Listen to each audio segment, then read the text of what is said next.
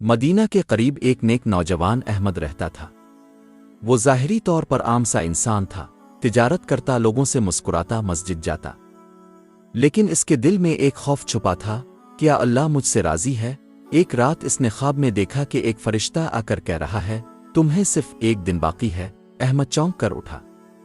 پہلے تو دل نے کہا یہ بس خواب تھا، مگر دل کے کسی کونے سے آواز آئی، کیا خبر یہ حقیقت ہو؟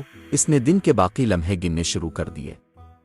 سب سے پہلے ماں کے قدموں میں جا بیٹھا، معافی مانگی اور ان کی دعائیں لیں۔ پھر ان رشتہ داروں کو صدقہ دیا جنہیں کبھی نظر انداز کیا تھا۔ مسجد گیا اور دل سے 2 رکعت نفل ادا کیے، توبہ کی اور رب سے کہا، اللہ، میں تیرے بغیر کچھ نہیں، مجھے معاف کر دے۔ جب رات کا آخری پہر آیا تو وہ قرآن کھول کر بیٹھ گیا اور آنسوؤں کے ساتھ سورت سوئیں پڑھنے لگا۔ آنکھیں بند ہوتے ہی اس کا سانس رک گیا اور گاؤں والوں نے صبح مسجد میں اعلان سنا، احمد انتقال کر گیا۔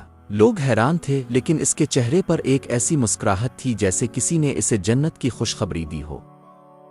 سبق: موت کا وقت کسی کو معلوم نہیں، لیکن تیاری ہر لمحے ہونی چاہیے۔ نیت صاف ہو، توبہ سچی ہو اور دل اللہ سے جڑا ہو تو موت بھی ایک تحفہ لگتی ہے۔ اصل کامیابی دنیا کی نہیں، آخرت کی تیاری میں ہے۔